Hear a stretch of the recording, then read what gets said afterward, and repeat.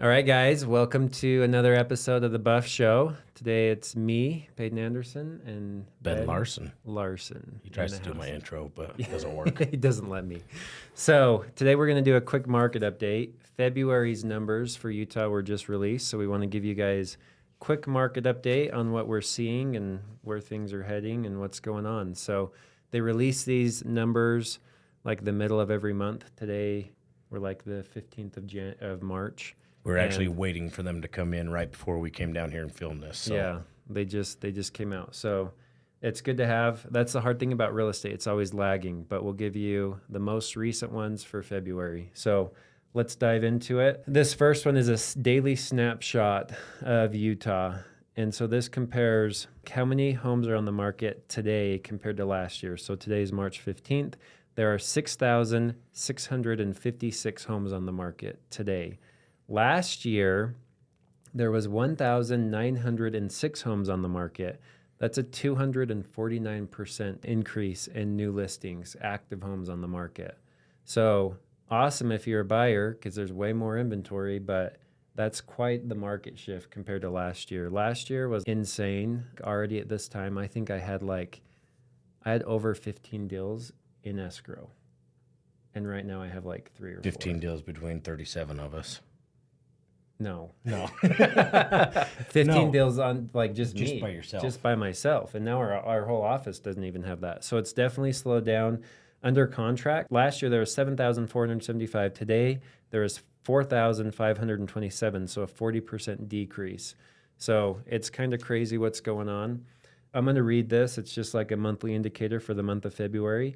Says, in its continued efforts to curb inflation, the Federal Reserve raised its benchmark interest rate in February by 0.25 percentage point to 4.5% to 4.75%. Its 8th rate hike since March of last year. So in the past year, they've bumped up rates 8 times. Why are they bumping up rates? Just to curb inflation. Is that so? They're trying to battle the crazy prices that we were seeing the last year. Yeah. So mortgage interest rates have dipped slightly from their peak of last fall, leading to pending sales increase 8.1% month to month as of last measure. But affordability constraints continue to limit homebuyer activity overall, with existing home sales declining for the 12th consecutive month, according to NAR. So basically, over the past year, we've seen interest rates hike up 8 different times. They've bumped back down, but they just went back up. And now we're starting to see them come back down. We'll talk about that at the end. But it's a volatile market right now. Unpredictable. It's very crazy. So I want to go on that. Well, I want to talk about month's supply of inventory. There we go.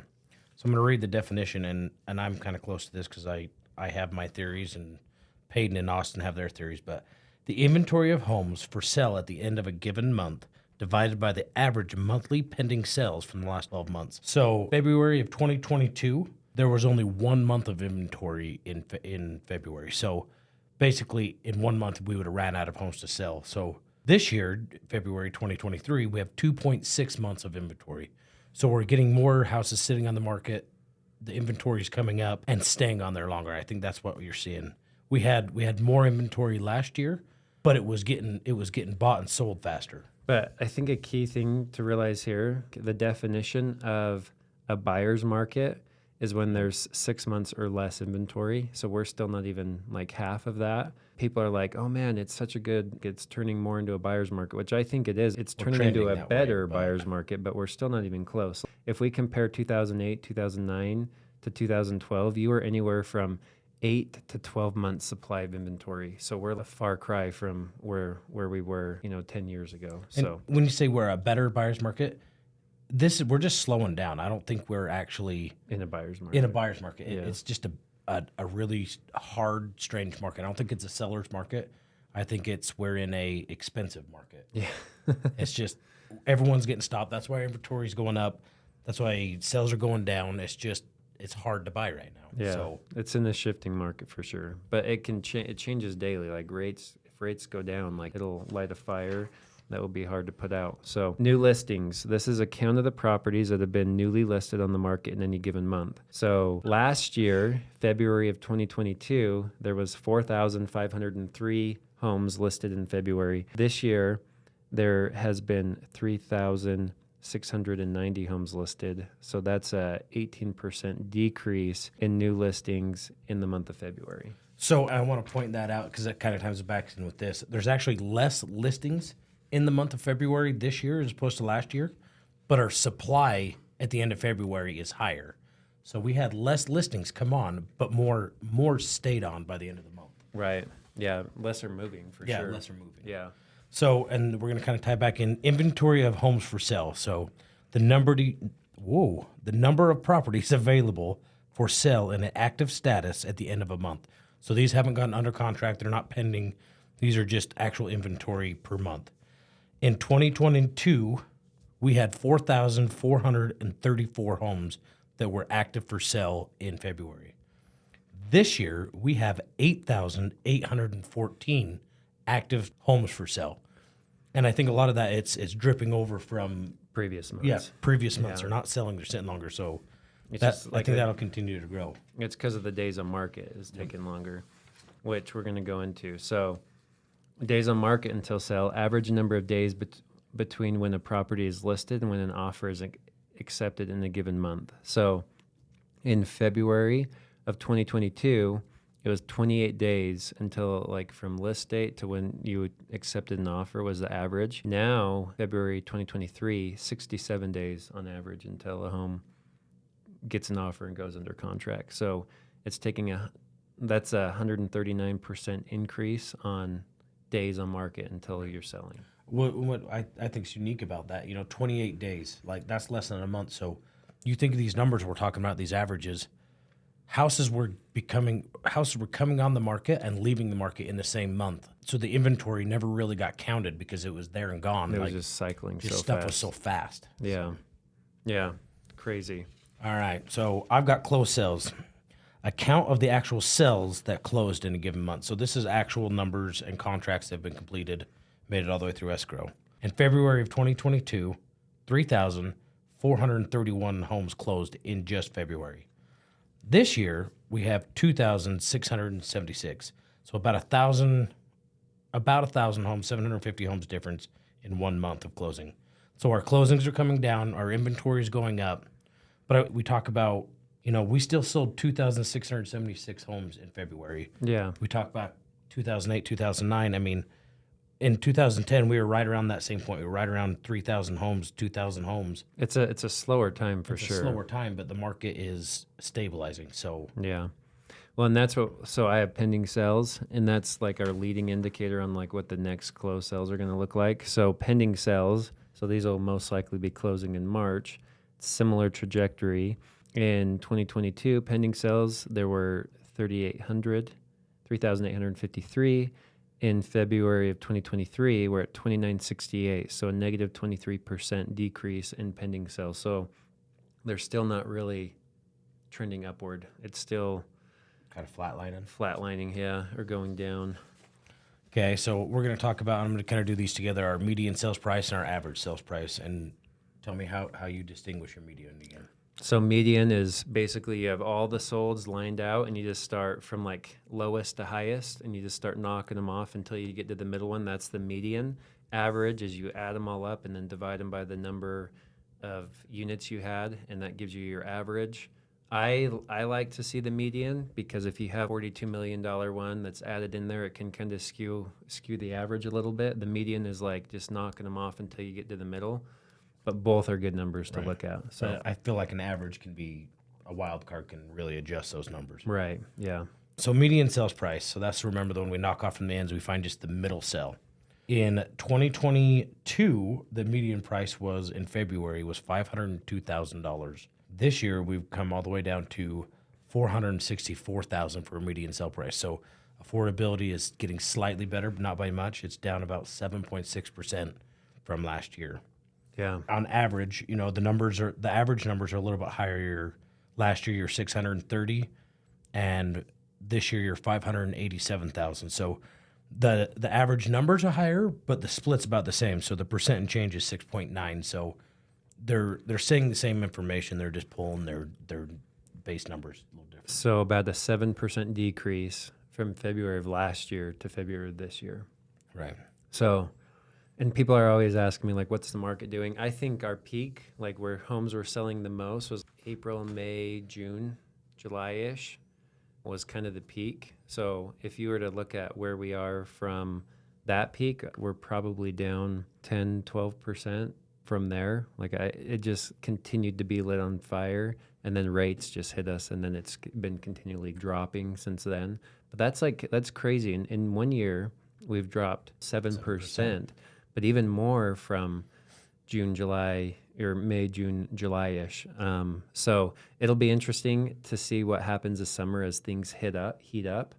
But And now just thinking about it, one thing I would like to pull is from 3 years ago, how much appreciation, how much did we climb up in that median sale? Well, actually, I should be able to look it on here. yeah, We were jumping month to month, another 28, 24, 24% increases. well, if you look right here in 2021, February of 2021, we went up 15% to 2022, and then 2022 is a 30%, and then 2023 is only down 7%. 7%. So it's like so we had some massive years. Like right. people weren't complaining about those, but it definitely hurts when it's going down. It's going down. Well, and I think one thing to keep in mind is people talk about I'm waiting for it to hit the bottom, wait for it to go down, and historically it just never goes down as hard as it can go up, Right. and or as trend is as long down as it does trend up. Right. Yeah. So Well, it'll be interesting to see what happens. We got some more stuff we'll talk about at the end of this, just what's going on in the current market and all the news and stuff like that. Lastly, I have the percentage of original list price received. So this kind of tells you what sellers are getting for their houses. So in February of 2022, sellers were getting 101.7% of their list price. They were getting slightly above asking on most deals. Fast forward to today, February of 2023, 94%. So it's showing the same numbers. We're down 7.1% on percentage of list price received. So that's a cool trend just to see.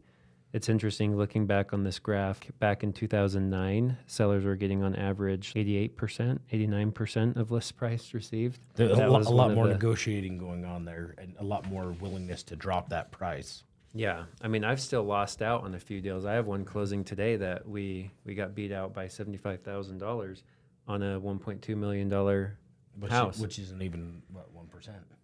Well, Or 10%. 10%. Well, yeah, it's slightly under 10%. Yeah, But so yeah, 100,000. So just that 75% is almost exactly what people are getting less on their right. listings. So Yeah, it just, and I don't think that's because agents are listing these homes too high. I think it's just people are really seeing the stagnant and the market slowing down and spreading a little bit of fear, so they're willing to accept a little bit less. Well, here's what's driving me crazy is you have all these sellers that are like hooked on the nitrous that the market was on the past 3 years, and they're like pissed or like just they're expecting their house to sell in that 28 days or 14 days or however long it was selling. Like they want those results, but that's just not the state of the market we're in. We're going back to more of a stable market where it's going to take more time. I always, like, when we have a new listing coming on, we'll pull the averages for that area and be like, hey, just be aware, this is what these homes are doing. So plan ahead. Like, selling a house is not like selling a car or something else where it's done in like a weekend. That's how they used to be. But don't have that be your reality, and you won't be as frustrated. Mentally prepare before, and I think a good agent will, like Peyton here, they set you up to let you know what that market is doing. But you really have to understand that. Take some time. Yeah. Well, and like you said, people are hooked on that nitrous. You really have to understand that it was such an anomaly. Like the sheer craziness of what that happening. Normal doesn't feel normal anymore. Yeah, because like I want to talk about, I want to bring that up a little bit more. On average, even back in 2008, 2009, homes were on the market on average like 80 to 100 days. We talk about 2008, 2009. So we're fairly young. I mean, we were Right. still. Yeah, I was in. We were I was in juniors. high school in 2008 and 9. But Graduated. let's talk about why we keep referring back to 2008. Why is that like a point we talk about? Well, it's just looking back in history, that was a hot market, 2006, 2007, like even looking back at 2006 and 2007, you're about 50 to 60 days on market. And then when the recession hit, it was bumping up to just over that 100-day mark roughly. And so we're at 67 days. So we're still pretty far out from those numbers. I mean, it is creeping up there where it's taking longer, but our inventory, our month supply of inventory, we're still way less than those numbers back in 2008 and 9. And we talk about those because 5, 6, 7, we had that kind of that unprecedented uptick like we were seeing in the last couple of years. And then now we're kind of in our own 08, 09, and we're just kind of hoping, and we're using this old data. Is it going to do the same thing where we're going to drop off? Are we going to stay steady and calm? That's why we keep referring back to 2008 and 2009. We're comparing it to it, but it's different. It's different. Even back in these times, we're still healthier now. It's almost like we had that high. Now everybody's in a doom and gloom with the market. Yeah. Well, that was a different, like it was all loan fraud and big issues going on there. But we have our own issues that we're confronting here. So let's talk about interest rates real fast. Where are interest rates today? They're around 6 to 7%. Ben has a deal going on right now. They're buying an investment property and they got locked in. They're at 6.68 right now. Which I think that's great on an investment property. I think most, if you were planning on buying one, probably right now plan on being 7 to 8%. But it's kind of all over the board. It depends on what day you lock. Well, and it's just like a roller coaster. And they actually locked at they locked at like a 7.25, and within a week their lender called them back and was like, hey, I mean, this thing's all over the board, and they relocked a week after their original lock. Dang. So. That's nice. So if you're going to buy a primary, like I bet you're probably in the 6s right now. So just be prepared. And it depends on your credit score, down payment, what you're putting down and all that. But interest rates are still up. Now, recently over the weekend, we had some crazy world news happen. You want to talk about that with the banks? I don't want to talk about it because it's a touchy subject for everyone. So the Silicon Valley Bank and what was the other bank's name? I didn't write it down, but just another large bank in New York. They failed. We haven't had a bank failure that big. Actually, Silicon Valley Bank is the second largest bank to fail in the United States, and it's curious and it's worrisome almost. Like, how's it going to affect our real estate market? How's it going to affect our local markets? Let alone our money. Because money affects everything we do in our everyday. So we're going to kind of keep an eye on that. Like I said, economic professionals we're not, but real estate and economics, I mean, they're hand in hand. So yeah. Well, and it's hard to say. It depends on how the government handles it too. They are trigger warning. Well, they're coming in saying they're going to bail the banks out, which is a slap on the wrist now. So there's no consequences for how poorly you manage people's money and. Yep. And that could just be a whole nother, like if we have to bail them out, now we're just going to go through a whole nother inflation cycle because we don't have the money to bail all the, like they're just going to print more money, which is then going to cause more inflation, which could then trigger rates to rise jump again. up again. So it's, who knows what's going to happen here. We're in kind of, it'll be interesting. We don't know. So you got that going on. Currently, the market, what I've been seeing, we've had a few listings. We're still getting great activity on listings. Like I'm getting good showings. I have one up in Eden, like overlooking Nordic. We're getting a few a week. Open houses are going strong. Like people 5 to 6. People are out and about and are curious, but I think everyone's kind of in a holding pattern still. So it's been slower. We haven't had like a bunch of offers roll in, but we're still getting good activity. So I think it's just a matter of time. Waiting for that 60 to 90 day mark. All the feedback we're getting, we're like, your pricing's great. I've had one person say the pricing was high, and I think that was a buyer that wanted to make an offer, but it was just always high. Out of his price range. But everybody else has given us great feedback. So we're having good activity there. Utah's weather patterns right now, we're having a crazy year with snow. Like typically right now, the grass is starting to come out. It's weird because I went outside, you start to hear the birds chirping and you're like, oh, it feels like spring. But I look around and I still have 4 feet of snow at my house. Last night it was raining all night long. My neighbor just sent me a video of like a street away from us, a river flooding, like flowing down that. So get your sandbags and your sump pumps before you're flooded. So typically the market's warming up more. We're starting to see warmer days, like grass is coming out. And on this side, on the Wasatch Front, you are seeing that. But we're still getting a lot of moisture. There's still a lot of water up in the mountains that's going to affect that's down going to below. melt, run down. Like I saw some flooding in Ogden the other day. So you just be prepared, and I think that's going to delay that spring Why? buying frenzy because people are going to be too occupied with protecting their house and trying Flooding. not to get Right. flooded out versus like I want to put my house up for sale. So Well, if- and I have a possible listing coming up, and we're having a hard time deciding when to list because if they're like me, I have stuff in my yard all over. Some stuff I didn't get up in the winter, so people don't want to list their homes and then leave a whole bunch of treasures under the snow. Like, yeah, so I think is delaying it in that case too. Sellers aren't want to dig through the snow to get their properties ready. well, right, and moving in the winter time is just harder. So it still feels like winter even though we're like in spring. So it'll be. I think that's going to delay that big spring buying season a little bit.